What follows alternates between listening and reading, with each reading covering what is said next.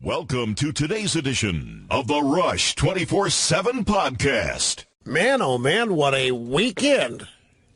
Holy smokes, folks. It may well be that I may be the only one, or maybe one of a select few, seeing things the way I see them, because I just ran it by Mr. Snerdley, nut job in there, and he didn't get it. He didn't see it like I saw it. I didn't run it by anybody else, because there are no other nut jobs in there except for Snerdley. Anyway, greetings, my friends. Welcome. It's Rush Limbaugh, the EIB Network, ready to go. This is the Memorial Day weekend, and we're going to be here on Friday. We'll not be here a week from today. That is Memorial Day itself, but we will be here on... wait, you're looking at me like I have just dropped it. Oh, you didn't know it was... I thought somehow you guys were not going to be here on Friday in your own minds, and now that I said I'm going to be here, okay. No. Do we want to take Friday off? It's still time to arrange it, find some nut job guest host. 800-282-2882 if you want to be on the program. Email address, lrushbo@eibnet.us. Folks, I have to share with you an observation here. Let me tell you how this came about. Busy weekend. I didn't watch a lot of television until last night. I saw none of the president's... This is important to the observation. I didn't see any of Trump's stuff in Saudi Arabia live. I saw it on tape later. All I saw was textual reporting, websites, newspapers, and this kind of thing. And something struck me. And let me put it to you this way. Have any of you observed the complete, total difference in President Trump on this trip compared to the President Trump in Washington? Let me extrapolate or expand on this. The reporting on Trump, with a few obvious and predictable exceptions, has been over the top positive. Deservedly so. Trump is kicking butt on this trip, if I may say. Trump is defying, once again, all of the odds and all of the things that were predicted about him. If you remember, the left, led by the news media, has been telling us practically from the day that Trump announced his candidacy that he would be a complete disaster, particularly in foreign affairs and foreign relations around the world, and even more particularly in the Middle East. We have been told that Trump is so reckless and so dangerous and so stupid and so uninformed and ill-prepared that he could undo all of the great accomplishments of every president before him combined in less than 1 week. Such a boob is Trump. Trump would destroy any chance that our allies in the Middle East ever had of peace or of working with him. The United States and its precious image around the world would be destroyed by this bull in a china shop. Man. And instead, the news of this weekend, the achievements, the accomplishments, the rave reception that President Trump is getting everywhere he is going, the profound respect. Now, I understand that some of it may be flattery. I understand some of it may be calculated and not all genuine. But the point is, ladies and gentlemen, let me just cut to the chase. We're looking at two different presidents here if all we have to go on is the media. When Trump is in Washington, D.C., what is he? He is a genuine idiot. He is impolitic. He's uninformed. He's running a chaotic administration where nobody knows what anybody is doing.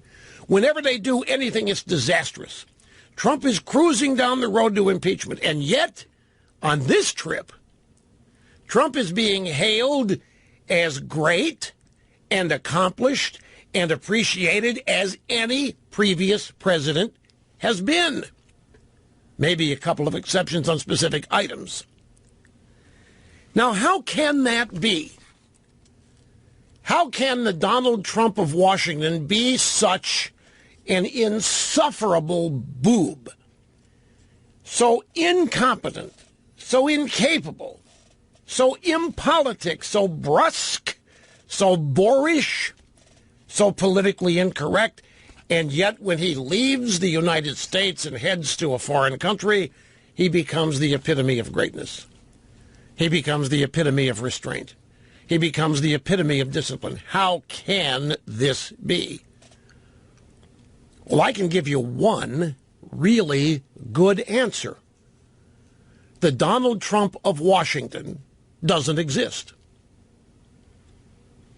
Because the Donald Trump of Washington is what is reported in the drive-by media. The Donald Trump of Washington ends up being portrayed by all of these news stories that happen to be sourced by anonymous leakers. Every day in Washington at 5:30, there's a new bombshell in the drive-by media from an anonymous source, once again informing us how incompetent, how ill-mannered, how ill-prepared, how in chaos, how out of touch Donald Trump is. We continue to get stories that Donald Trump colluded with the Russians, even though there's no evidence. We continue to get stories that Donald Trump is saying the most insulting, stupid things to people, that he's bragging to enemies about his nut job FBI director that he fired. None of it substantiated. None of it is backed up by anybody other than anonymous leaks. But there are no anonymous leaks on this trip to the Middle East. So far, we don't have a single story that tells us that Trump told the king of Saudi Arabia, take the veil off, man. Get into the 21st century and look like a real man. For crying, what are you wearing, Santa? No leaks like this. We haven't had one leak about anything boorish, immature, childish, chaotic, incompetent that Trump has done on this trip. My point is that the Trump on this trip has been seen and shaped as unfiltered. The media has not been able to get themselves between whatever Trump is doing and saying and you. In Washington, it's just the exact opposite. The media is right there between Trump and you. And the media is telling you who Trump is and what he's saying and what he's doing, courtesy of anonymous leaks. But none of this so far on this trip. Now, I know I'm speaking prematurely here. It's entirely possible, in fact, predictable, that it won't be long before these kinds of leaks, because Trump is doing well, folks. Trump is shocking everybody. He's shocking the Democrats. He's shocking the Republicans. He's shocking the world. For example, who knew that Donald Trump was this religious? Contrast what's happened here in just the last 3 days with 8 years of Barack Obama. We have had no apologizing. We've had no bowing. We've had a president of the United States actually tell the heads of state of countries where terrorism is rampant to get rid of it, to drive it out. We have had a president of the United States directly confront Iran, whereas our previous president threw everybody else overboard for Iran. I'll get into more of this in detail as the program unfolds. But stop and think of this. Consider the Trump that you have seen and watched in Saudi Arabia and now in Israel. Contrast that with the president you see and hear reported on in Washington. The two men don't even look remotely similar. This trip should not be possible. The news coming out of this trip should not be possible based on what everybody is saying about Trump in Washington. Incompetent, boorish, impolitic, rude, mean, all of those things. And yet Trump gets off the plane in Saudi Arabia, gets off the plane in Israel, and is overwhelmingly respected and welcomed. and appreciated. And I have to think that it's not all just because he has the title of president. I think it's a stunning contrast. How can these two completely different characters exist? The Donald Trump of Washington and the Donald Trump of this trip. Have you noticed this? Has anybody else noticed this? Is it just me? I mean, I'm maybe it's not as big a deal as I think it is, but it's the first thing that struck me, especially now given it's important to know I didn't watch any of this stuff live. I only read about it. I couldn't believe what I was reading. I couldn't believe it. I wasn't reading instant slam dunks and constant criticism and stories making fun of and stories expressing fear. Oh, my God, this man is destroying the world. He's destroying the country. Do you believe what he said to the king? None of that. His wife, Melania Trump, is a huge star on this trip in every which way possible. And she was herself totally in Saudi Arabia, did not bow to local convention. Everything that we have been told to expect from Donald Trump based on the domestic media and the way they've covered and reported on him in Washington, we should have been quaking in our boots. We should have been in fear. Oh, no, what's Trump going to say to these people to hack them off? How's he going to insult them? What inoffensive, selfish, childlike thing is Donald Trump going to say or do? Answer's nothing. There hasn't been anything childlike. There hasn't been anything insulting. In fact, it's the exact opposite. Look, I have seen the Saudis greet American presidents. I've seen them greet George W. Bush, George H.W. Bush, Bill Clinton, Barack Obama. And I'm telling you, I haven't seen what I saw this weekend. I've not seen it, folks. All these think tank experts in Washington at the Woodrow Wilson Center. It's really, really a dangerous thing. It's just not right. The President of the United States should never, ever make his first foreign trip to the Middle East. Never, ever. Why not, Mr. Think Tank Special? Because it's too fraught with potential disaster. Because President Trump clearly is not sophisticated enough to know the idiosyncrasies, the customs, and the requirements. It's just too great a potential. The president needs to get more seasoning, travel other places for no president. That's right, no president ever has. Do you know that there has never been a direct flight from Riyadh, Saudi Arabia, to Tel Aviv until Trump did it? Never. Now, granted, it wasn't a commercial flight. We've got the Prime Minister of Egypt, the President of Egypt, saying that Trump is uniquely equipped to do great things. The Saudis are so happy. People don't understand. The Saudi Arabian government, kingdom, hates Iran. They're scared to death of Iran. That's Shia versus Sunni Muslim. And the Iranians are Persians. They're not Arabs. So it's a double whammy. There is no love lost, and the Saudis have been petrified over Barack Obama's peace dance and nuclear dealings with the nation of Iran. They are ecstatic to have Donald Trump. They were ecstatic to hear Donald Trump single out Iran. I know, but Rush, he didn't say radical Islamic. So he got close enough, folks, but Rush, Saudi Arabia, they worldwide terrorism. Yeah, but Trump went there and tackled it. You compare this to Obama's mindless, twattering, whatever it was, the Cairo speech. Nobody can still tell you what he said. I think we'll get into all of this in detail as far as the comments that were made. We have audio sound bites coming up. But the contrast is striking to me. Two completely different presidents. One of them on display, unfiltered for everybody to see. That's in Saudi Arabia and now Israel. And the other one is in Washington, where everything written, broadcast, and said is written by anonymous sources in the deep state with no evidence of anything that they're saying. This is leading to a major problem in the Democrat Party. I mentioned this on Friday.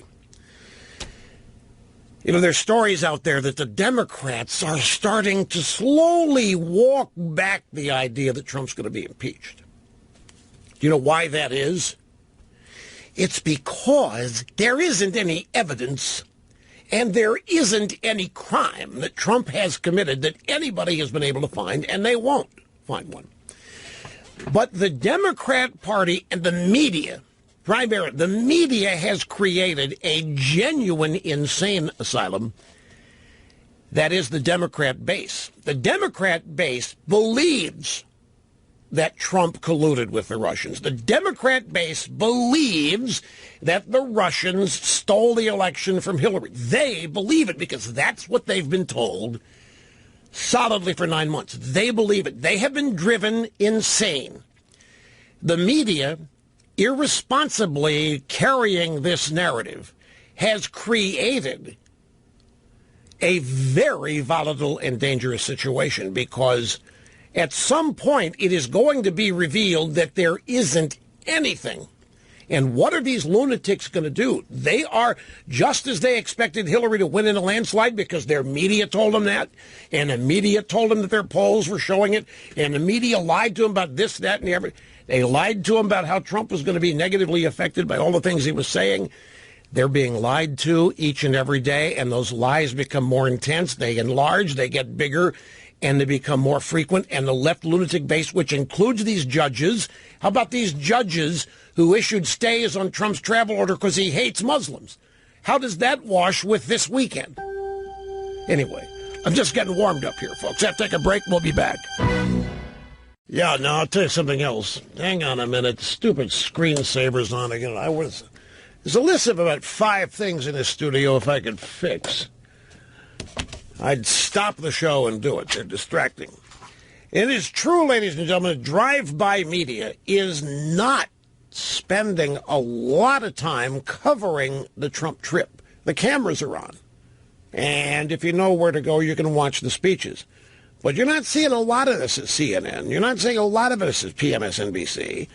And there is not a whole lot of reporting on this in the New York Times. The reason is they don't want to write or televise any of this because it's in such stark contrast to the pictures they've been painting of Trump. It's so incongruent. It's so inconsistent. Of course, the other reason why, the last thing in the world they want, don't forget what is driving a lot of this. In addition to all else, it is the protection of the Barack Obama legacy. Do not ever doubt me on that. These people have a personal attachment to Obama and his presidency and his legacy. And so Trump, that's just another of many reasons why Trump has to be diminished, destroyed, impugned, or what have you. But this trip is so phenomenally successful, so phenomenally positive, that they can't report it because it doesn't fit with the Trump whom they have painted in the last 6 or so months. But it's still getting out there. 800-282-2882 if you want to be on the program today. All right, now here's an example of a I think a pretty significant achievement, at least effort, and a fake news attempt to destroy it. Story from the Wall Street Journal. Saudi Arabia, United Arab Emirates pledge $100 million to World Bank's Women Entrepreneurs Fund. Donation to be announced at event with Ivanka Trump, an advocate for business women who proposed the fund. That's where it goes off track. But wait. Stop and think of what's happening here. I wonder how I don't know how many people know the way women are treated in strict Sharia Islamist countries. They are at best second-class citizens. They have to wear something on their head and on their faces in public. They can only speak if their husbands grant them permission. They can't drive unless they're accompanied. Basically, they have no freedom whatsoever. They are, under Sharia, they are not co-equal.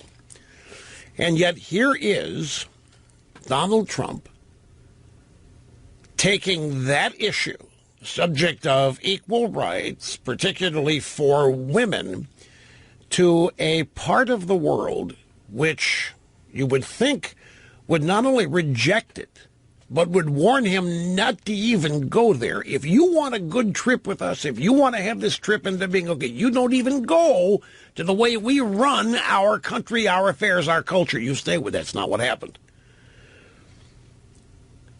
Trump went to the Middle East and made women's entrepreneurial endeavors a major issue. It is a more pro-women thing than Barack Obama ever attempted in this part of the world. Yet we will not hear a word about it from America's feminists or the American left. It turns out, however, I'm not going to get into the details of the story. There's a fake news reaction to this. Journalists are spreading false news about, fake news about Ivanka Trump on this particular issue. It was big on Twitter over the weekend. It was totally fake news. There is no Ivanka fund. Neither she nor her family manage, benefit, or have any control over this fund that they are setting up. It is totally unlike the Clinton family and its foundation. The money will actually go toward a fund called Women's Entrepreneurs Fund, which is run by the World Bank. It's not going to be run by Ivanka. Now, look, I know we can talk about being run by the World Bank. That's my point here is that this is something that no previous president has really seriously tried, is to tackle the cultural inequality that exists in this part of the world. So the fake news on Twitter was that Ivanka Trump was engaged in pay-to-play with Saudi Arabia and the United Arab Emirates, and it started in the Wall Street Journal story I just headlined for you. Saudi Arabia, UAE, pledge $100 million to World Bank's Women Entrepreneurs Fund. Says that Ivanka proposed the creation of the fund, but she didn't. She doesn't control it. She doesn't raise money for it. Some were even tweeting that its name was Ivanka's Women Entrepreneurs Fund. Reporters picked up that tweet. CNN wrote that this is virtually identical to what Trump and others in the GOP criticized the Clinton Foundation for. It's not even close. So there has been an attempt at fake news, but it blew up. The Egyptian president, Al-Sisi, gave President Trump the ultimate compliment yesterday, saying he was capable of doing the impossible. Complimented Trump during remarks which drew smiles and laughs from the crowd. He said, "Mr. President, let me express our appreciation and respect. Let me say you have a unique personality that is capable of doing the impossible." This is irritating like you cannot believe to the media covering this thing. But the president of Egypt said it, so there's no way they can mask it. They can no way distort it. He said it. They report it. TheHill.com, Trump received Saudi Arabia's highest civilian honor. Trump to Muslim world, drive the terrorists out of this earth. He took it to them. He took it to them in a way that nobody could object to. It was not insulting. It was not an attempt to control or impose our values on anybody. It was an attempt to remind everybody of basic humanity and how we're all called to it. Sample, audio sound bites. Start here with number 9, this Sunday in Riyadh at the Arab Islamic American Summit. There is still much work to be done. That means honestly confronting the crisis of Islamic extremism and the Islamists and Islamic terror of all kinds. We must stop what they're doing to inspire, because they do nothing to inspire but kill. Religious leaders must make this absolutely clear. Barbarism will deliver you no glory. Piety to evil will bring you no dignity. If you choose the path of terror, your life will be empty, your life will be brief, and your soul will be fully condemned. And political leaders must speak out to affirm the same idea. Heroes don't kill innocents, they save them. This has not been said by an American president to an audience of leaders of countries which export radical Islamic terror. They may say it in other venues, they may say it platitudes and so forth, but never face-to-face, publicly like this, that I can recall. And when they have, well, they haven't. Obama, of course, went just the exact opposite way and started blaming the victims for terrorism as, well, there's an understanding of why we must understand why these people do what they do. There's outrage. Remember, all the people have told us rampant poverty in the Middle East, which is, of course, the fault of the United States. Rampant poverty is what creates terrorism, or Abu Ghraib creates terrorism, or Guantanamo Bay creates terrorism, or attempting to put terrorists in jail creates terrorism and recruits all of these things.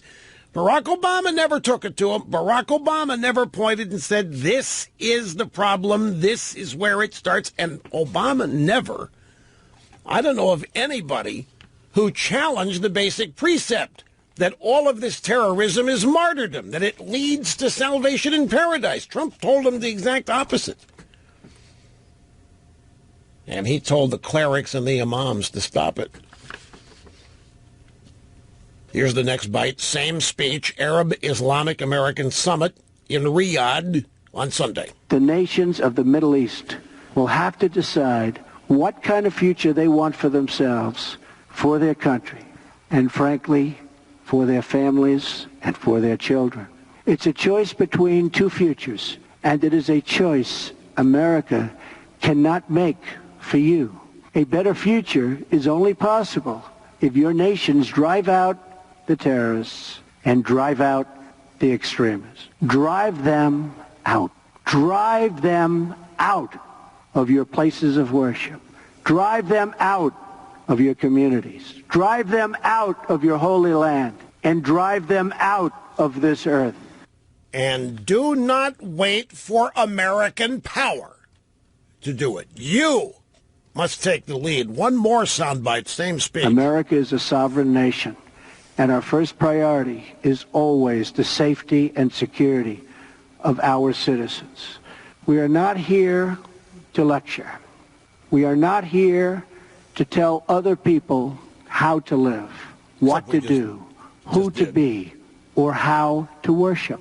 Instead, we are here to offer partnership based on shared interests and values to pursue a better future. Well, so we're not here to lecture. We're not here to tell other people how to live. But he just did, in a sense. He said, get rid of the extremists. Get rid of them. And I want just one little comparison. We're going to go back to 2009. June 4th, Barack Hussein is in Cairo University, with his famous Cairo speech, which I defy anybody, even a scholar in the Middle East, to come on this program and tell me what he said. What did he say? Do you remember the Cairo speech? What did he say? Well, let's listen to a bit. It's only a half a minute here, folks. Don't sweat it. I consider it part of my responsibility as President of the United States to fight against negative stereotypes of Islam wherever they appear. Really? Just as Muslims do not fit a crude stereotype, really, America is not the crude stereotype of a self-interested empire. Given our interdependence, any world order that elevates one nation or group of people over another will inevitably fail. What the hell is that? His first responsibility as president is to fight against negative stereotypes of Islam wherever they appear. Given our interdependence, any world order that elevates one nation or group of people over another will inevitably fail. Wrong-o. Wrong-o. We're all not equal. We are all not the same. We're all not as powerful. We are all not equally weak. We are not all just. We are not all moral. We are not all identical. We are not all the same.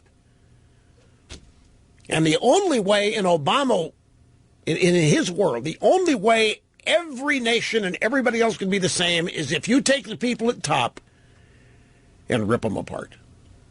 Take the people at the top, the achievers in anything, nationhood, academics, athletics, and take them down. Never, ever elevate. Got a break. We'll be back. Don't go away. Hi, welcome back. Rush Limbaugh, doing what I was born to do, and that's why I'm having more fun than a human being should be allowed to have.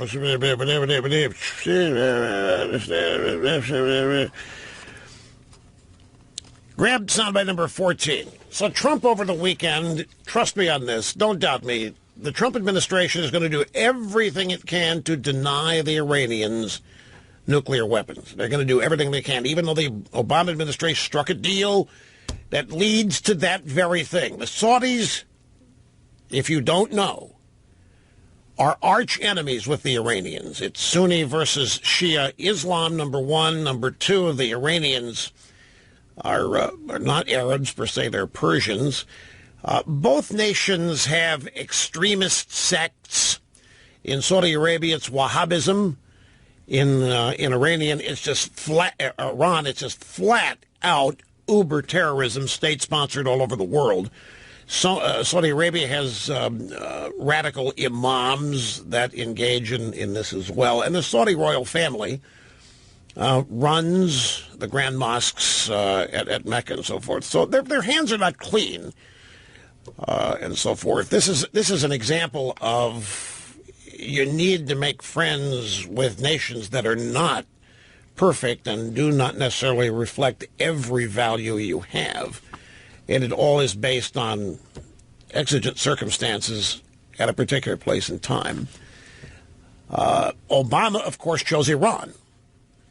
And here, grab audio soundbite number 14. This, I never forget how infuriated I was when I first heard it. In the middle of the Cold War, the United States played a role in the overthrow of a democratically elected Iranian government. Now, I understand those who protest that some countries have weapons that others do not. Yeah. No single nation should pick and choose which nation holds nuclear weapons. There you go. And that's why I strongly reaffirmed America's commitment to seek a world in which no nations hold nuclear weapons. That's from the Cairo speech. Of course, that's all bogus. He's just seen to it that the Iranians can get nuclear weapons. But the point here is, this was a swipe at the United States. A swipe at the idea that the United States is the world leader, superpower for freedom and liberty. This is the thing that forever frustrated me about Obama.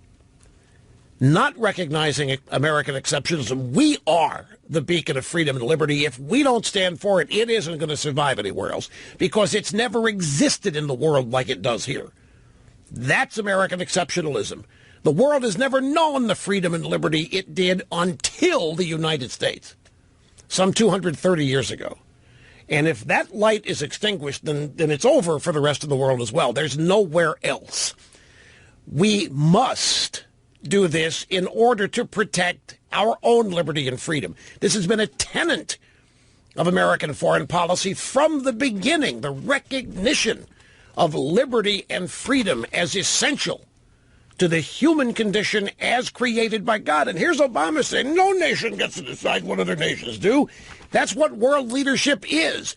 An unwillingness to point at bad guys and say they're the bad guys and to keep the bad guys from getting worse. That's leadership. Obama didn't want to go there. In Obama's world, the Iranians were victims of a haughty and egotistic United States that thought it had all the answers, but the United States that had slavery, the United States that had discrimination. And who were we? So in his mind, there was no such thing as American exceptionalism, and there was a moral equivalence. We were no better than Iran. Iran was no better than us, which is asinine. Let me grab a call quickly. Sandra, Omaha, great to have you on the program. Welcome. Oh, thank you so much for taking my call. I cannot tell you how excited and thrilled my whole family is. My boys have been trying to get a hold of you since December. They just love your show, love your books. We homeschool, and you are just amazing. Well, thank you very much. I appreciate that, really do.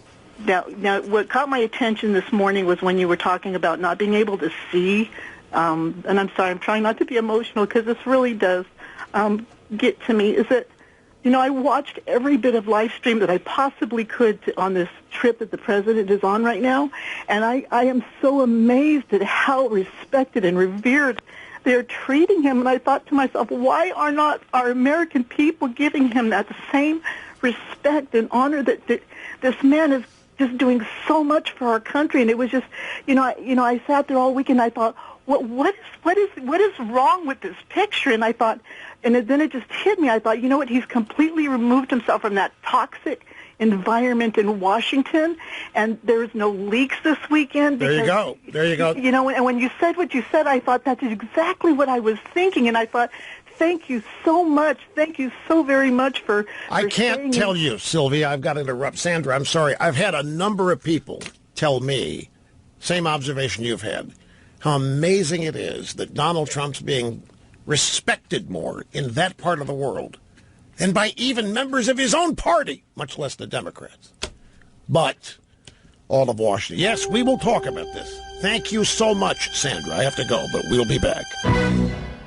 It has been striking. I have had a lot of people send me notes expressing the shock at how much respect Trump is getting over there versus how little he gets here, especially in his own party. Anyway, where'd the first hour go? We've got more coming up. Stay with us.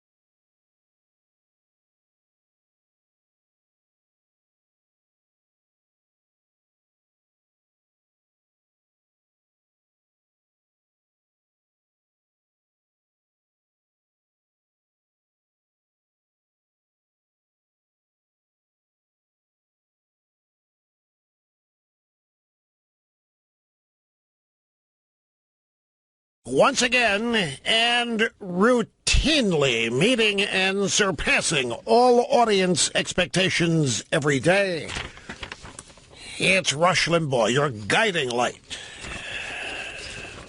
The epitome of morality and virtue. A man you could and would trust with your wife, your daughter, your dogs, your cats, overnight in a Motel 6 while you happen to be at a 5-star Ritz. 800-282-2882 if you want to be in the program. The email address, lrushbo@eibnet.us. Trump did another first on this trip in Israel today. He is the first, he made history, he's the first sitting president to visit the Western Wall. Now, other presidents have been there as candidates or after they retired, but none before Trump ever as a sitting president. George H.W. Bush, Bill Clinton, George W. Bush, Barack Hussein, all visited either when they were candidates or as private citizens. And none of them were accompanied by the Israeli prime minister. Now, an interesting thing about this, Trump and Melania went to the Western Wall today, and men and women go to different areas of the wall. The prime minister, Bibi, it's Benjamin Ben Bibi, to people like me, his friends, Bibi wanted to go with Trump, and Trump said no. Respectfully, no. This is a personal thing for me. I don't want this to appear to be a political event. And so the Prime Minister of Israel, Bibi Netanyahu, was there but did not accompany Trump as he personally visited the wall. It's customary to write a small message and find a place in the wall to plug it. And those messages are there for eternity. I have visited this place. 5-day whirlwind trip back in 1993. And it's someplace everybody should be able to go. Whatever your faith. The Holy Land is someplace everybody should be able to go. Nothing like actually being there and seeing it after having read and seen so much about it. So the president's going to have dinner tonight with the President Melania will have dinner with Netanyahu and his wife at Netanyahu's home, which is not part of the governmental complex. I've been there, too. Let me tell you, I've got it. It's been since it's 1993 since I've told some of these stories. I'll make this real brief. I got a chance to go in 1993 as it was a combination religious trip and political trip. It was an opportunity to meet leaders of the day in Israel, go to the Knesset, but also visit some of the famed religious sites. It was a fight of Mossad briefings, private Mossad briefings up to the Golan Heights, interviews with all of these people. And it was just, these 5 days probably were worth a couple years in college on this subject. And they had obviously been briefed. These Israeli leaders had been briefed on who I was. Obviously it would happen. We met Yitzhak Rabin, who could not have been more gracious and outgoing and friendly. But when it came time to meet Shimon Peres, this was the weirdest thing. There was my entourage, if you will. People like me travel. There's always a bunch of hangers-on. And so the hangers-on, the entourage, were all ushered in to each dignitary's office. And then the hangers-on, the hitchhikers, I call them, were then excused from the room while I and my immediate advisors had meetings with these people. When Shimon Peres, it was nice as he could be, but he kept, while he was seated, he kept undoing his belt buckle. Sat there, undid the belt buckle, and then tightened it a bit and did it, and do it again and loosen it while he was speaking. And he started talking about how we're destroying all the trees in the world. Not we, not me, but we're destroying all the trees. And it didn't take me long to, this guy's been told that I am a Reaganite right-winger, and so he's jabbing me. You know, he's jabbing me. And it was We had a guy on our trip when we were leaving the Israeli government compound. There was a car alarm going off. Whenever there's an alarm anywhere near that, you skedaddle, you seek cover. So they hustled us out. And as we got in our transportation, we were leaving it. That was Shimon Peres's car. His alarm was no problem at all. Later that day, we were leaving the Knesset after having met with the Speaker of the Knesset, which is, of course, their version of the United States Congress. And in walks Shimon Peres. And one of the people traveling with me, I wished I could shrink to invisible. One of the people traveling with me said, "Hey, buddy, did you get your car alarm fixed?" Oh, no, I'm very in my... Oh, no, this isn't happening. No. And Perez maintained total aplomb and dignity and just looked at this guy like... And he said, "You are more informed than I. I have no idea to which that you refer." "Oh, yeah, we were leaving your office and the car alarm is, I just hope you got it fixed." And Perez looked at me with a look like, "I hope I never see you again." We were off. And we've been talking about that. A couple of things like that happen on trip. They always do. But it's an amazing... Trump also went to the Church of the Holy Sepulchre. That is... Well, the whole thing that Trump is doing is... I've done it. And for him to do it as a president in his first trip abroad says a lot about the things on his mind in terms of American foreign policy. And it's consistent. Terrorism has been at the top of his list and wiping out ISIS. And he's told every leader of every nation he's spoken to, we're going to drive them out. Other presidents go to the UN and make platitudinous speeches about these kinds of things. I'm not trying to oversell this. Don't misunderstand. I just think I haven't seen it too much if it's happened where a United States president takes it to these people face to face and does it in an unoffensive, in total contrast to the way Trump is portrayed. I mean, you can find stories here, Trump surprisingly presidential, Trump surprisingly reverential, Trump surprisingly competent, Trump surprisingly in command. The only reason it's surprising is because of the way Trump is presented in the American media while at home. Anyway, I want to move on to something else here, folks, before we get back to your phone calls. Late last week, Thursday and Friday, there appeared in various media stories about how 1, 2, and then 3 prominent Democrats expressed the need for the Democrat Party to start walking back all this talk of impeachment. First, it was just one, and then another one. And it ended up being 3 people. Don't remember their names right off the bat. Doesn't matter.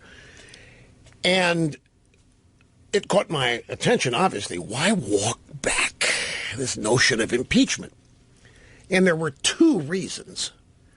One reason is there isn't a crime here. Despite all of this irresponsible reporting, there isn't a crime. And there isn't any collusion. Second thing is just that. There are people who have, over the course of the last 3 weeks, on the Democrat side, have tiptoed into the water and said, we haven't any evidence. Dianne Feinstein to Wolf Blitzer twice, for example. So there was another Democrat on Grassley's committee that, we don't have any. We haven't seen any evidence yet. Former CIA director for Obama, Michael Morrell, about 2 weeks ago, was on MSNBC. Said there isn't any evidence of any collusion. So they've been tiptoeing around this. And you put that together with the talk by the Democrats, they need to walk back impeachment. What do you have? You have, I think, a potentially explosive and destructive thing awaiting the Democrats. What have they done? Let's go back to the campaign. Why did everybody think that Hillary Clinton was going to win in a landslide? Particularly her supporters. And her campaign. They were so confident they didn't even campaign in states they thought were a lock. They were arrogant, overly confident. And why? Because they believed their own media. They believed the drive-by media, who, by the way, leads them. They believed the drive-by media polls.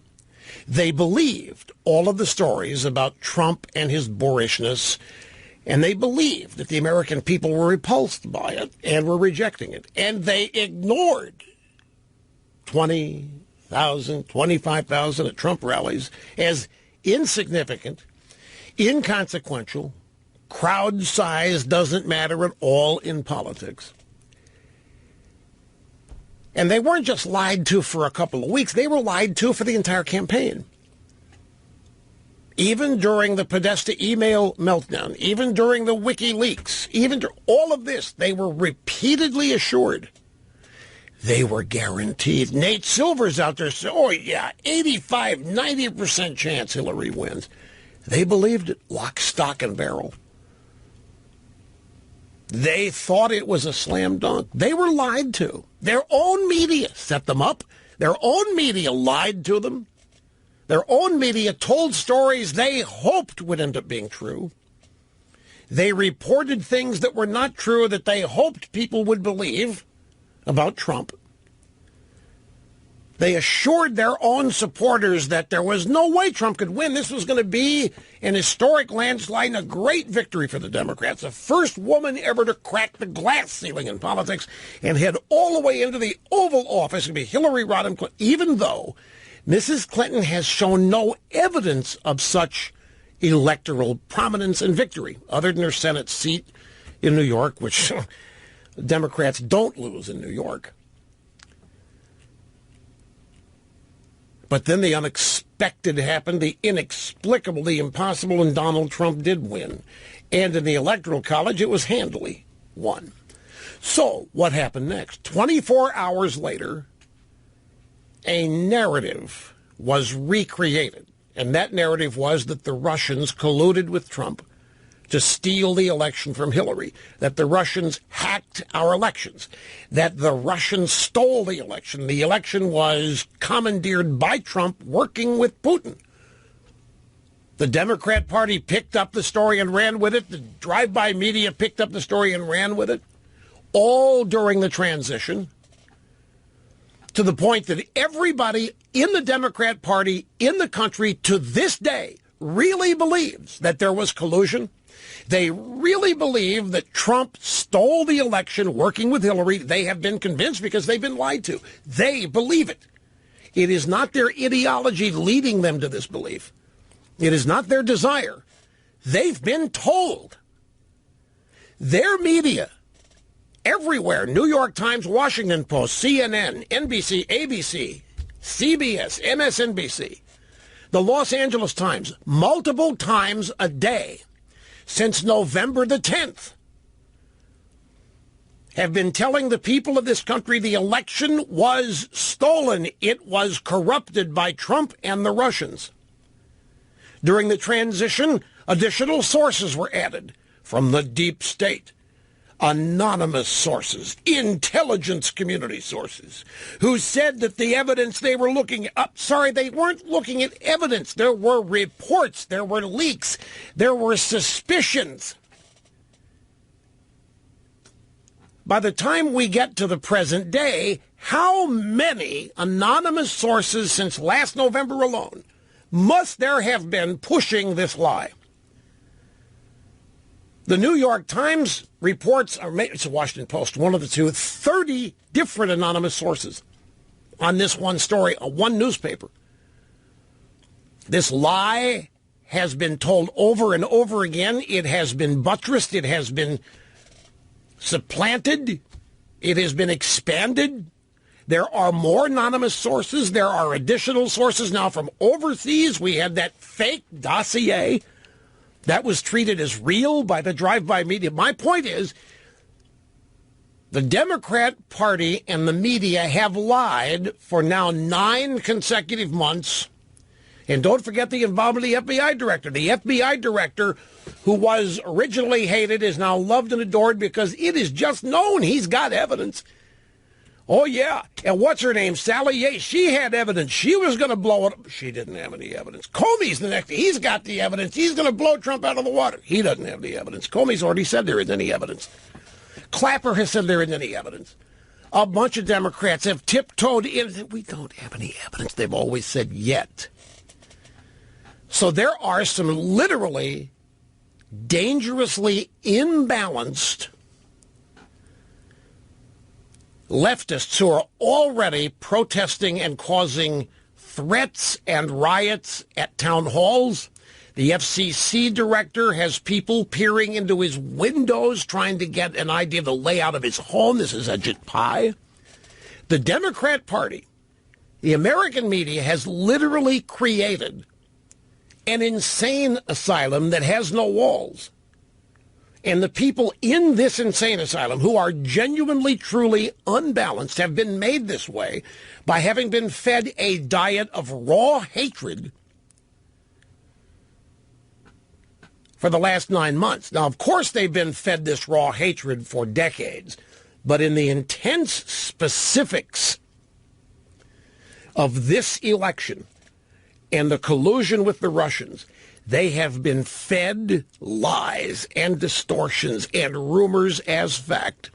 They have created a brimming, a burgeoning, an effervescing raw hatred that has yet had no outlet for expression. It's bubbling up and it's waiting to explode. And the Democrats are scared to death of the day they have to make it official. There was no collusion. There was no evidence. There will be no impeachment.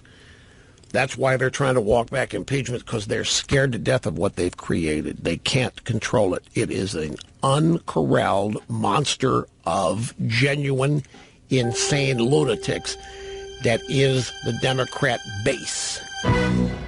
Sneak a quick call in here. This is Rachel in Baltimore. Thank you for calling. Great to have you on the program. How are you? Hi, Russ. Thanks so much for taking my call. Yes. I got to stay true to my word. I told him I would say it. You be nice to Snerdley.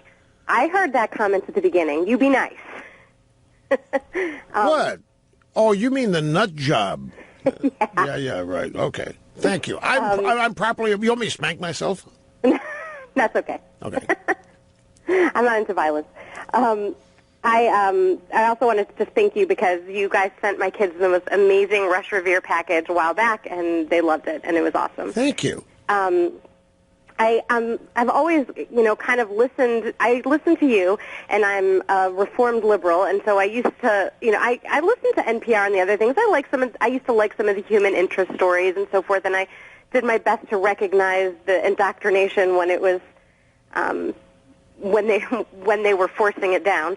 But I can't even bring myself to listen to any news. Not even Fox anymore. I feel like everybody has become just unhinged, and I feel like they don't even try to mask their, used to kind of be sly about getting their opinions in. It's no longer, it's so there's no subtlety at all. It's just hammer time. Hammer every day. It's sick, and so I feel like I no longer listen to anything, and I think that there's a lot of people like that. And I think there are too. I keep, it's all anecdotal, but I hear from quite a few people when I observe it. I'm not watching it, me either. And I think it's wise. I think it's good for your mental health to stay away from some of this crap. It's so intense.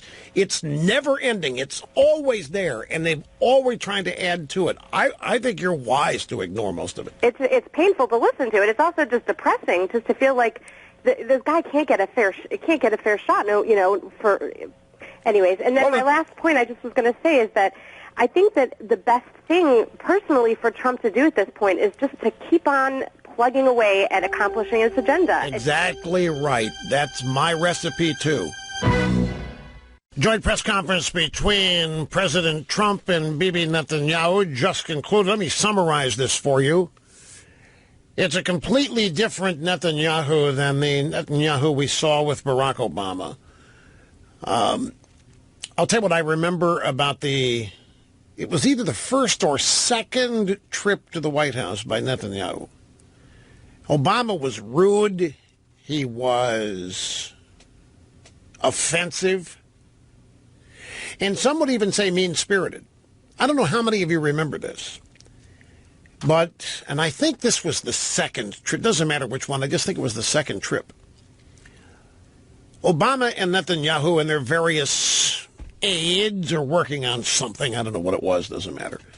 And abruptly, Obama got up and said to Netanyahu, I'm leaving. I have to go have dinner with my family. You stay here. You keep working on this, and I'll come back afterwards and see where you are. Honest, folks, it happened. The White House very proud of that. They made sure that news got out, disrespecting the Prime Minister of Israel. That was a big plus for Obama with his buddies around the world and this lunatic Democrat base. Remember when Netanyahu came to the United States, addressed the joint session of Congress on the danger of the American-Iran deal? That infuriated Obama. He tried to get that speech canceled, but he couldn't because the Speaker of the House is who extends such invitations. The President, the White House, has nothing to say. Separation of powers, after all, about who addresses joint sessions of Congress. That's totally up to the Speaker of the House and the leader of the Senate. So Netanyahu showed up and he delivered a stem-winding, bar-burner, anti-Iran deal. It was, without names being mentioned, a huge slap at Obama's policy. Well, the Netanyahu that I just saw watching out of the corner of my eye is a completely different Netanyahu. He just flat out expressed his appreciation and adoration for Trump. He thanked Trump for the deep commitment Trump and America have to Israel. He openly stated at this joint pressure how much he appreciates the change in American policy. And when what was maybe one of the most important observations, he said how much he appreciates the reassertion of America into the Middle East and policy. And he slammed Obama again. It was subtle. I mean, he didn't come out and say Obama sucks or that, but he was very, very clear. Did it in a diplomatic way. I think Netanyahu sees a real opportunity and hope for change in the Middle East. And I think even some of these leaders in Saudi Arabia, some of the other Islamic nations may as well. Trump said that he was deeply moved by his visit to the wall, thanked the Israeli people, spoke of the unbreakable bond of friendship with Israel and America, expressed his desire for Israel to have peace. Says many things can happen now that could have never happened before. Spoke of his trip to Saudi Arabia. King Salman expressing his strong desire for peace. Of course, these are things that always happen publicly. You don't know what went on in the private meetings, but some of this stuff being said publicly is an indication that much the same was said privately. Trump mentioned that in his Israeli press conference just now that leaders in Saudi Arabia pledged to help eradicate terrorism and are working on the peace process. Wouldn't it be funny? Wouldn't it just be, you know me, I don't think Middle East peace is possible without somebody surrendering. I just don't. This has been going on how many thousands of years? Peace in the Middle East. I just never believed doctors, nurses, clean water, Red Cross units, and negotiations are gonna solve this. But what if the most progress ever made toward peace in the Middle East happens with Donald Trump as president? Can you imagine? It is going to be Unacceptable to these people. That some clunky outsider who doesn't know right from wrong, boorish from polite, somebody so unsophisticated, come in and command the respect of both sides. We'll wait and see. Time will tell. I know they'll rip. It won't be a legitimate peace, but it will. It will be the most amazing thing to see if something like that happens. Anyway, we'll keep a sharp eye. I've even heard. I hope this gets around. How about Donald Trump could be a one-man United Nations? We ought to have somebody start that narrative, get that meme floating around, get people start tweeting that out. Donald Trump could be, and you know how that would drive him crazy out there. That would literally drive him crazy, because then Trump will come out against climate change as a one-man United Nations. No, Trump will never get the Nobel Prize. If Trump ever actually oversaw a legitimate peace, a laying down of arms between the Israelis and Palestinians and everybody else, they still would not give him the Peace Prize. There's no way. How dare you ask me? Do you think he'd get the Nobel Peace Prize? If they give it to a guy before, just 3 months after he's been inaugurated, give a guy like Obama a Peace Prize on the come, and here's a guy who expanded every war we're in, who did not close Club Gitmo, and they give him the Peace Prize. They ought to demand it back. But they won't. Here's Drew. Drew's in Dallas as we head back to the phones. Great to have you, Drew. How are things? Doing great, Russia. Thanks for taking my call. And mega dittos from the great state of Texas. Thank you. Thank you. Texas. And, it's Texas. Texas. Texas. Now, I got to say, I was listening to your opening monologue this morning, and you just exactly described how I felt watching that speech over the weekend. It was two different presidents. I mean, the way they portray him in the media here and then the president that I saw over there. I mean, I finally saw a president that I could be proud of, not bowing as he gets off the plane. You know, the first lady not wearing a headdress, you know, maintaining her ethics and all that. It really encouraged me of the speech, and it's what I've been waiting to see in Trump all this time. I was just glad to finally see it. Well, you know, it's I think it's fascinating, this contrast, and he's right. Drew, thanks. I addressed it in the first hour. Look, let me make the point further. I don't think there's any difference in the two Trumps. Maybe I didn't make this clear. I don't think Trump's different in Washington than he is there. The difference you have by tweeting. The Trump in Washington, compared to the Trump in this trip, what's the difference? The Trump in Washington is filtered by the media. I mean, folks, there's still, even today, and there's going to be another bombshell, I guarantee you. They're all excited Flynn's going to take the Fifth Amendment. Flynn's going to refuse to testify. That must mean Flynn's guilty. And then they're all excited that Comey's going to be testifying live and in person. Except Comey is testifying before the intelligence community in the Senate. He's not testifying before the Judiciary Committee.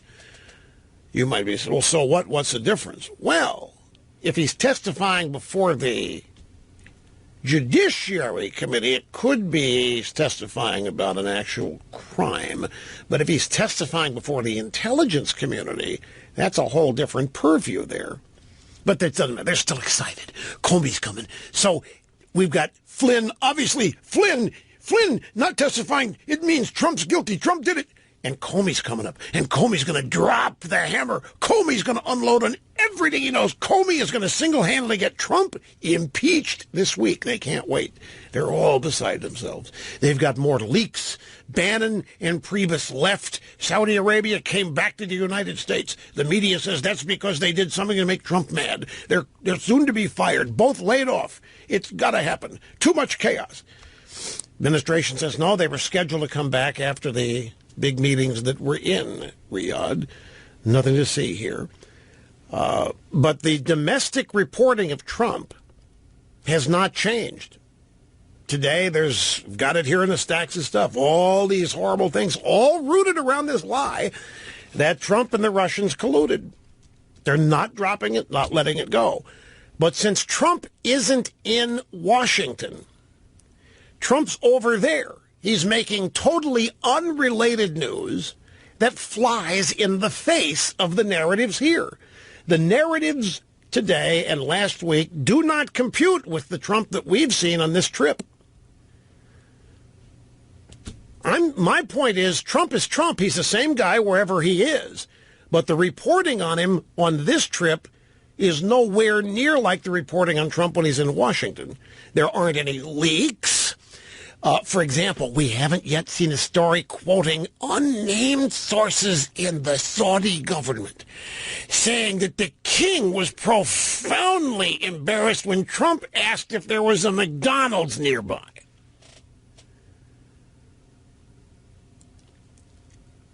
There hasn't been a leak from one of the associates of the king saying, this guy Trump, he already insulted us wanting ketchup with his steak, and then he wanted 2 scoops of ice cream on the falafel. It's not done. This guy's an absolute barbarian. And there hasn't been a leak from an associate of King Salman telling somebody in a drive-by media that Trump looked at his son, the prince, and said, man, I hope you live a long time because your son's a nut job. We haven't had leaks like this about the Trump foreign trip. By the way, the Russians are saying that Trump did not say that. Sergei Lavrov said he didn't do any of this stuff that is being reported. Now, of course, who do we believe? It's a tough question. Do we believe the Russians or do we believe our own lying media? Believe the Russians believe the Russians hands down. Believe the Russians hands down. Now, why do we know that Trump called Comey a nut job? Well, because somebody that was in the meeting called, I forget which paper, New York Times or Washington Post, and they read, the Times still hasn't really seen the memo, still haven't seen the transcript of the account, but somebody, unnamed source, called the paper and read them what Trump said, and then Spicer got on there and basically confirmed it by saying, well, yeah, but this was a little out of context here and there. So everybody thinks that Trump called Comey a nut job. What if he didn't? We already have documented countless lies that the media has told about Rosenstein and about Comey requesting more money. Comey's trying to hide behind the curtain so that Trump won't notice him. Maybe he is a nut job. But that's just beyond the pale, Mr. Limbaugh. The president would never, he's an enemy. I don't care what you say. True, Comey is a patriot. Comey's an American. Comey's on our side. You wouldn't dare kneecap one of your own guys to your enemy. Probably not. But we don't know for a fact that Trump did. We only think we know because it's been reported by how many unconfirmed anonymous sources? 2 scoops of ice cream. Trump's so selfish. Guests only get 1. The contrast is stark. Trump on this trip and the Trump in Washington. My contention is that Trump is Trump. What's different is the reporting. We'll be back. Don't go away. One thing that I noticed, and it may not be quite politic to comment on it, because I could easily be misunderstood, but I'm going to give it a whirl. Did you notice how some of the Saudi government officials were eyeing Melania? Did you notice that? It was not with derision. It was not with contempt for not wearing a head. It was not.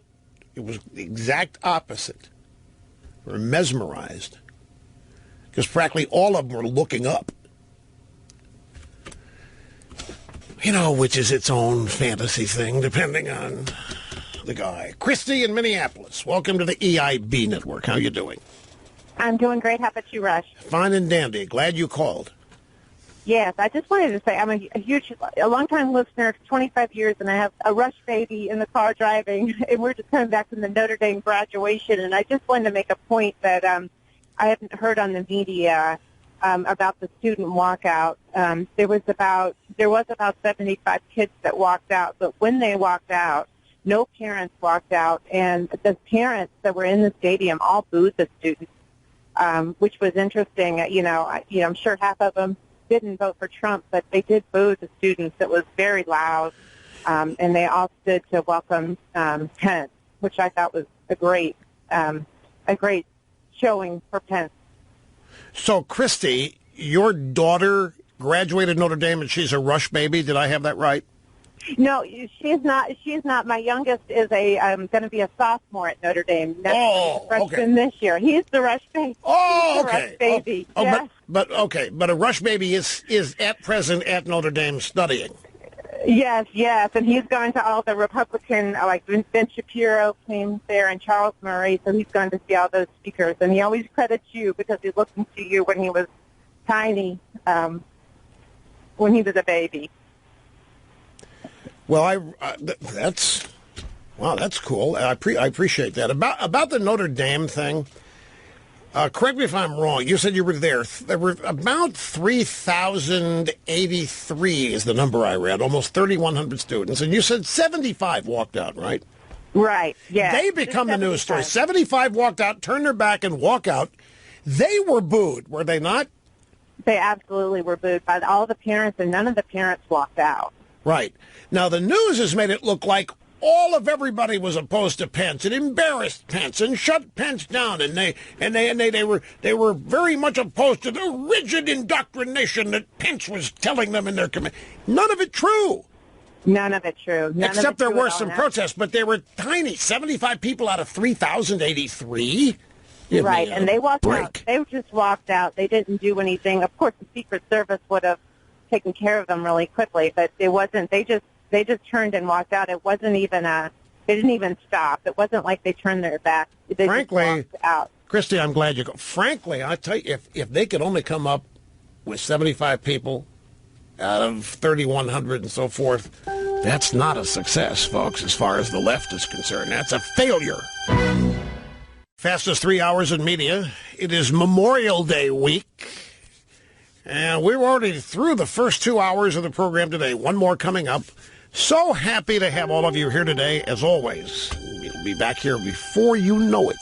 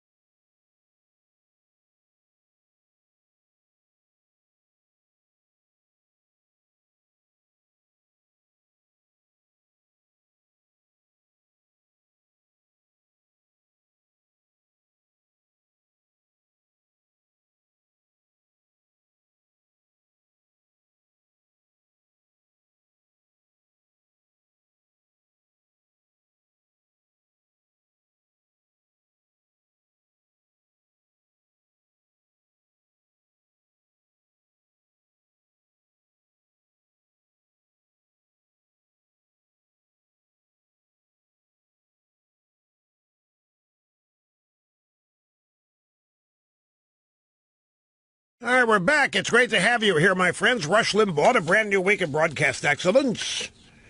As usual, half my brain tied behind my back just to make it fair. Our telephone number, if you want to be on the program, aimed at is 1-800-282-2882, and the email address lrushbo@eibnet.us. We have some audio now on the joint press conference between Benjamin Netanyahu and President Trump, and we kick off with Netanyahu. This was just moments ago in Jerusalem. Mr. President, I appreciate the fact that you went to the Western Wall, and you're the first acting president who's done that. The people of Israel applaud you for it.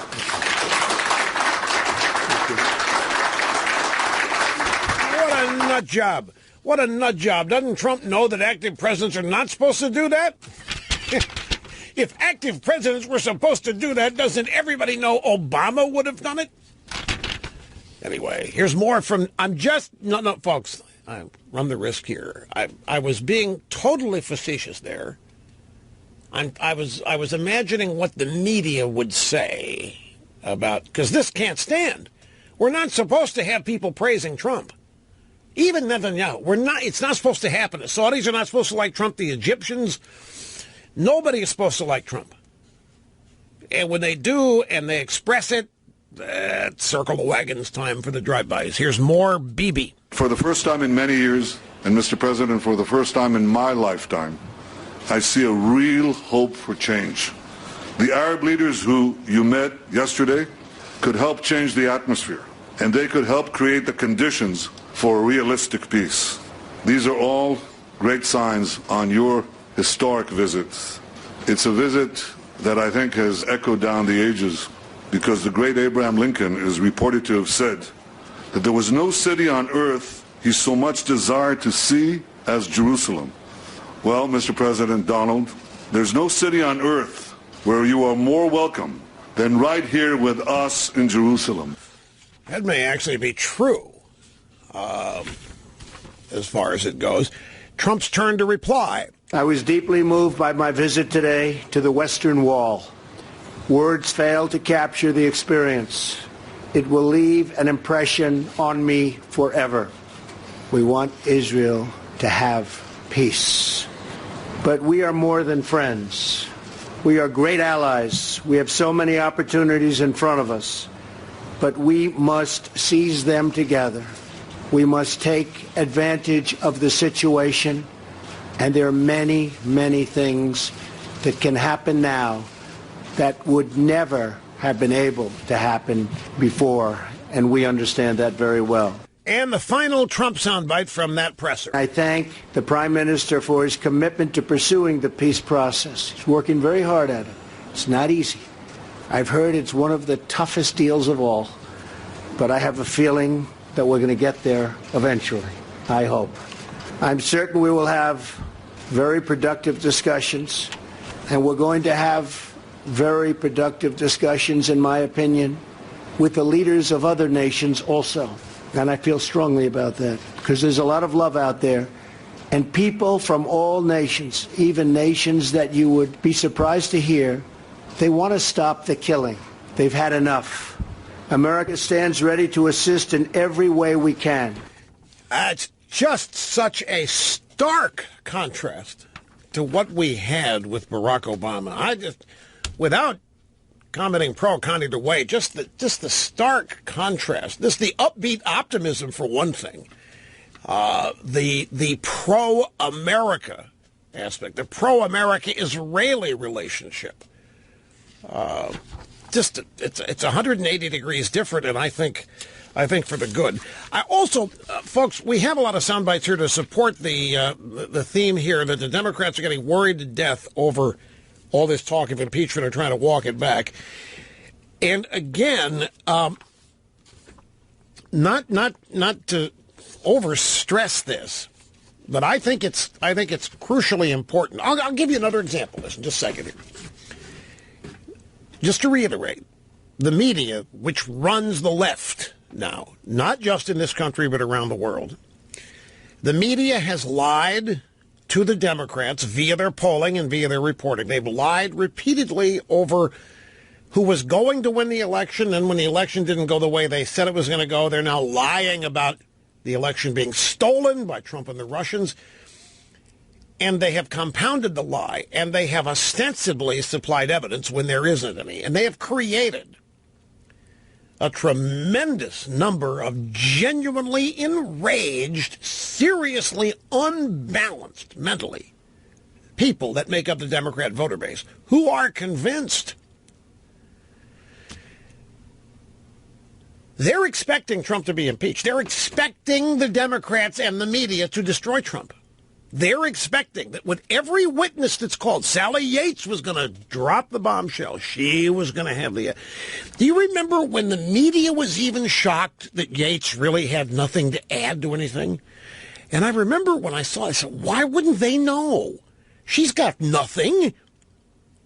What, do they think that she's been withholding bombshell news for all of these weeks until it was time to testify and then she's going to let fly?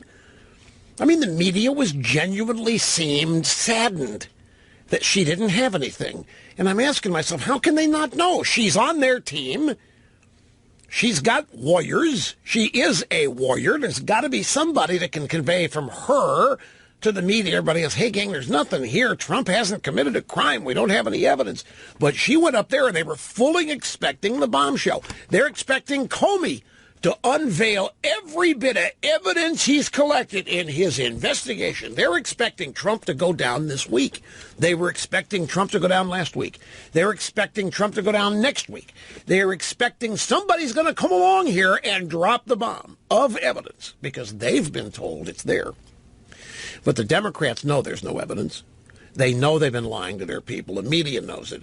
So it's walk back time. That's why all this, gotta be careful, gotta walk back this talk of impeachment, because there is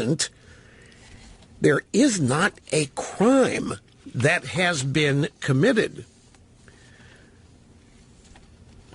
So there is real fear of what these people are going to do when that fateful day comes. That everybody has to say no evidence and no impeachment and no collusion. They just can't come out and say that, or they're going to have you think they were rioting now? We don't have any idea what's going to happen when these people once again realize they've been lied to and misled. The election was the first, and now this. Democrats and the media genuinely concerned because they've created this insanity. So the addendum, the Notre Dame speech by the Vice President Mike Pence. About 3,100 people, students, I guess it was. I'm not sure what that number comprises, if it's graduates and families, if it's the total number in the stadium or whatever. The bottom line, that's the number I was given or saw. 75 of them walked out. They were booed by the people who were there. The parents of these 75 did not walk out. Yet the media portrayed this as something the exact opposite. The media portrayed it as the entire graduating class walked out, that everybody turned their back on Pence and left, and that Pence was left with an empty stadium to speak to, right? Well, now, stick with me. That's what they think happened. The people who were not there. That's an example of the lying, and the exaggeration is taking place. So it created a tweet out there. Meathead, Rob Reiner, he tweeted, "We all need to follow the example of the Notre Dame grads and walk away from the most corrupt administration in our lifetime." And he's got a hashtag, Trump Russia. Trump Russia. That's why they're the most corrupt. Meathead doesn't know the truth. Meathead has fallen for the lie. Meathead believes there's collusion. So what do we have here? We have, on the one hand, reality. A paltry 75 people whimper out of there.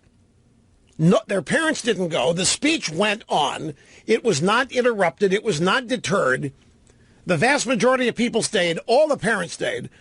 On the other hand, a bunch of people in this country believe an outright lie, once again reported by the media. Now, which is more important, folks? At the end of the day, the truth and what really happened there, and the people who were there and know the truth, or the big lie over here? Will there be a reckoning? At some point, this is just a microcosm of what has been happening. A total lie. Now, some will say, well, Rush, people are going to believe the lie. I don't know, Rush. It's just bad. I mean, people believe in this stuff. I mean, they think that the whole class walked out and that Pence didn't get to finish his speech. And then there's no way we can compete against that. I mean, we may think we won, but that... Except it didn't happen. So it's not uncommon. I mean, there's examples of this every day. Reality versus reporting. But there will be a reckoning on this stuff. The things that they believe are not happening. The things that they believed happened didn't. They are being lied to. You would think at some point some of them would start to figure this out. Lied to about the election.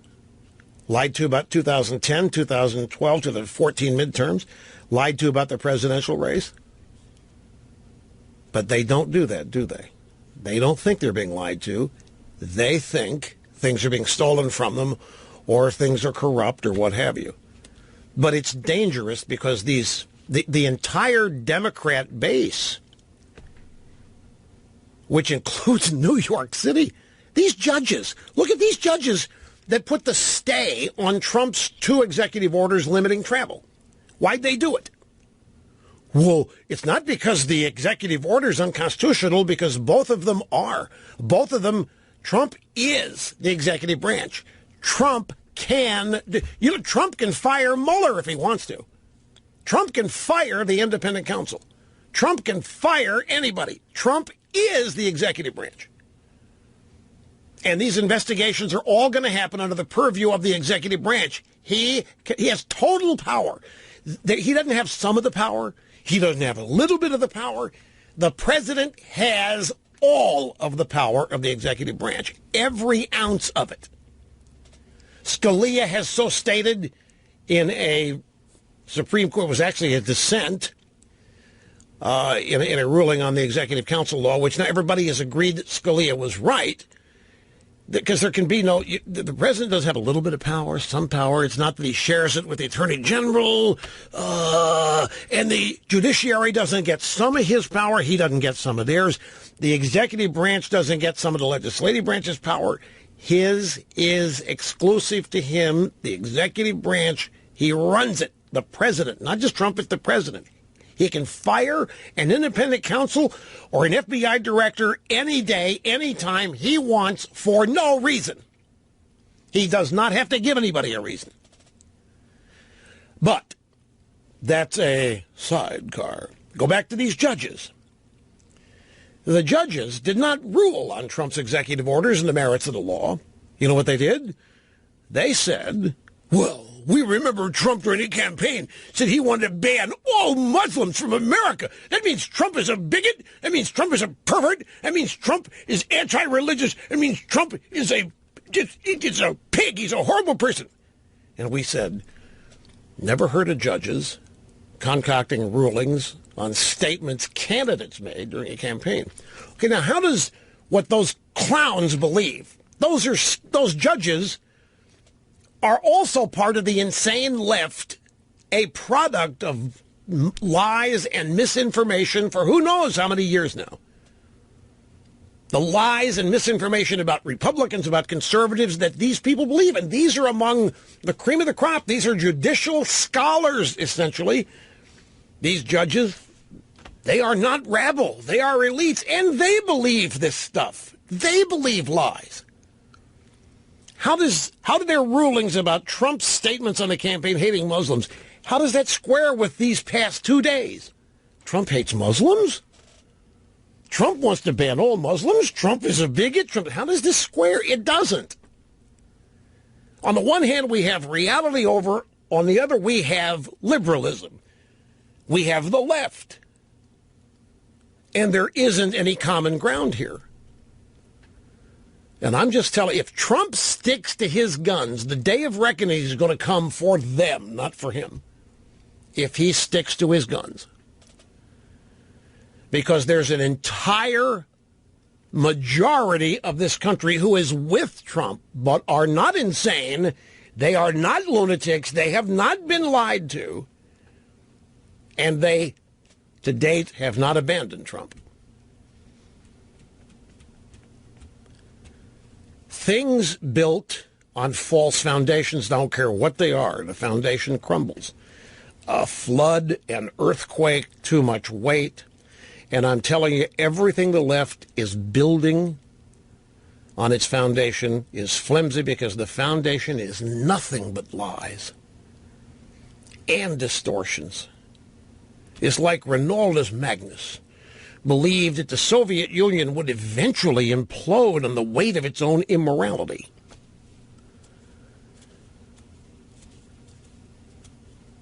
This kind of lying, stinking disinformation is not the kind of thing that is triumphant.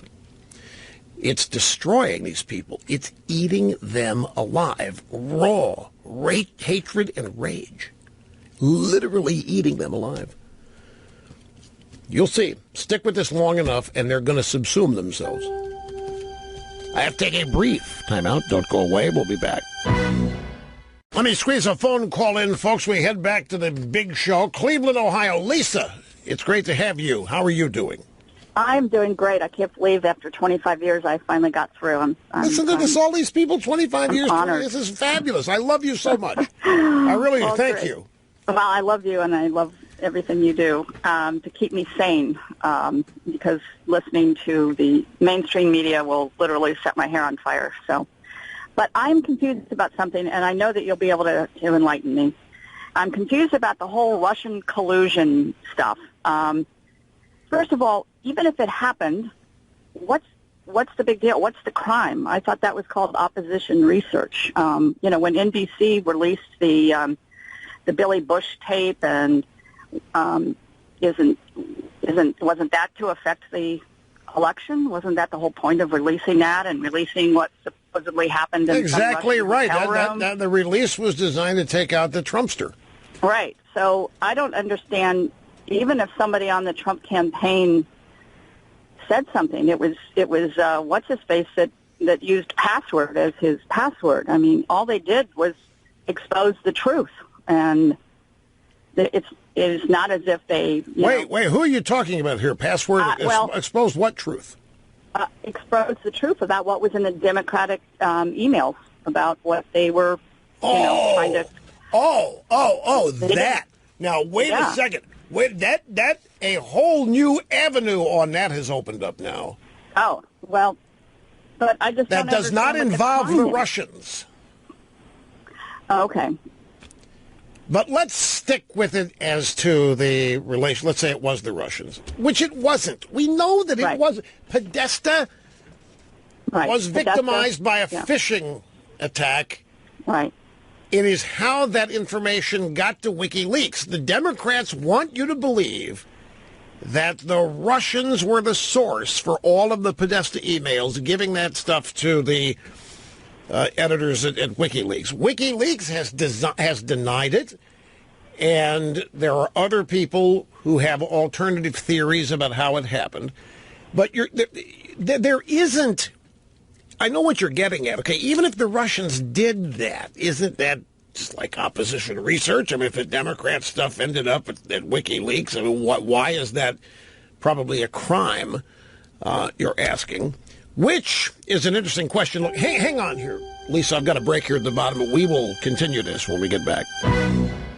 Back to Lisa in Cleveland. Lisa, I know what you're getting at here. Even if the Russians did this, even if the Russians were the ones that got hold of Podesta's emails, and even if they did give them to WikiLeaks, what's the big deal, you say? Yep. Well, a big deal there would be that this is a foreign government attempting to show preferential treatment for one candidate over another, except that they did try to hack the RNC and they failed to get through. But that I think that may be one of the things that believers here are relying on, that the Russians, that's how they tampered. But nobody has shown any evidence, Lisa, and they may never be able to, that the Podesta emails had any meaningful effect on Hillary losing.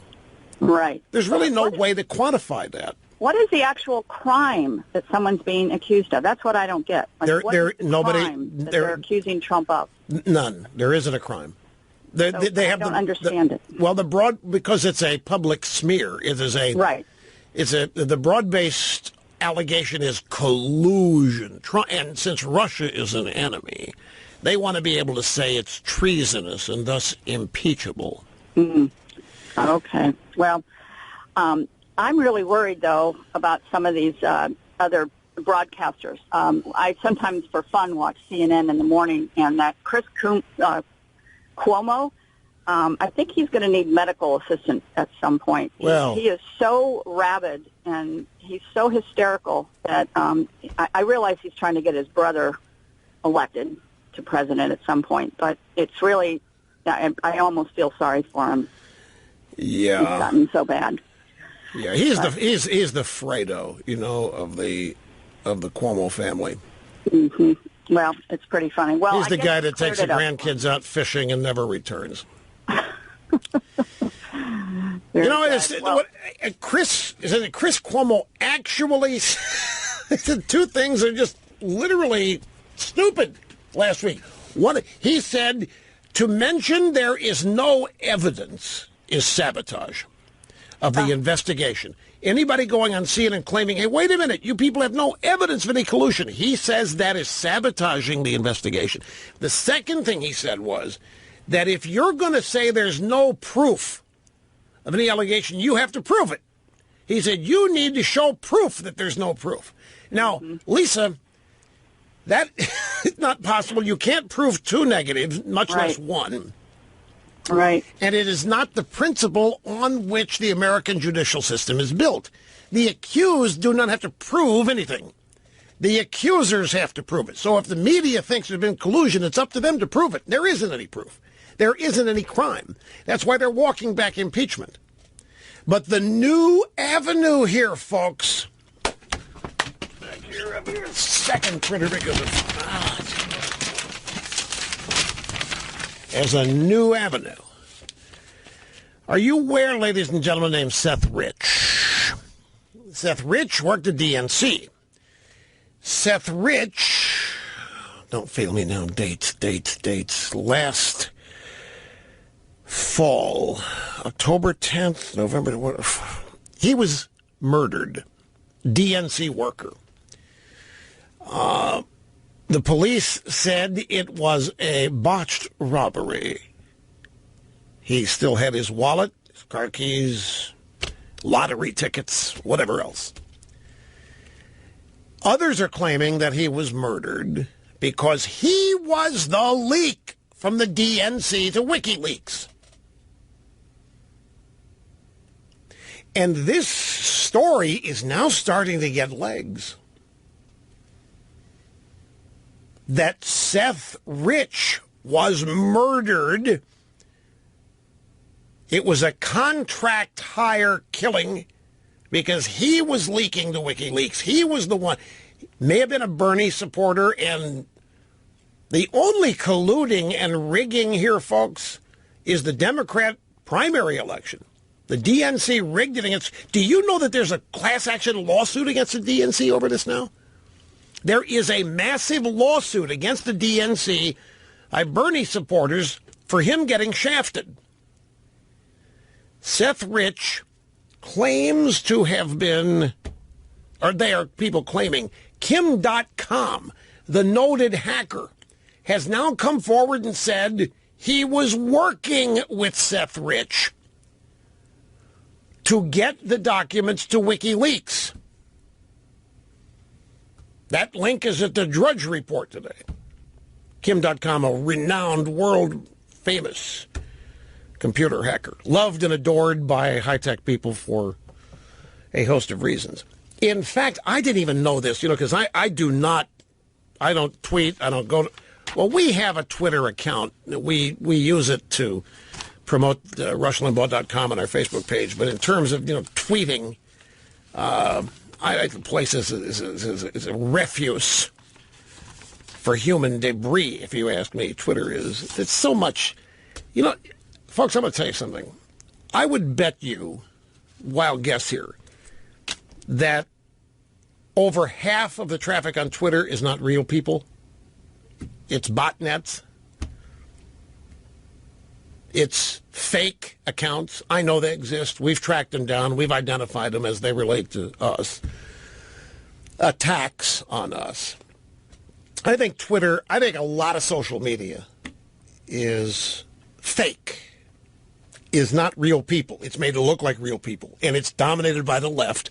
I think it's just another area of the American political system where the media makes it look like everybody's a Democrat. Everybody's a Democrat. Everybody's a liberal. When it's not factually correct. Anyway, back in March, I was talking about Kim.com here on the big program. There were allusions to the fact, even last fall, that, there were 30,000 Hillary emails from the 60,000 on her server that still are not accounted for. She gave 30,000 to the investigators, claiming that those were the ones that are relevant. The other 30,000, she deleted them because they had nothing to do with it. About Hillary's daughter's wedding and wedding reception, who got 2 scoops ice cream and who didn't. And there were things about yoga lessons, and who the Clintons thought were nut jobs. She didn't turn that stuff over, but those emails are somewhere. Kim.com claimed to know either where they were and could get them or know somebody who did. And I'm talking about this in the air. I didn't know this. But back in March, Kim.com tweeted me. He said, "Dear Rush Limbaugh, one day I will tell you on your show what really happened. Will be a very entertaining hour." And I didn't know about it until today when one of my webmasters, we powerful, influential members of the media have people like webmasters and stuff, told me about this. So Mr.com, I just found out about it. I'm sorry. I didn't mean to ignore your tweet. I didn't know that it had happened. But this is a whole new evidence. Folks, it's right now, it's conspiracy theory status. The Seth Rich murdered because it won't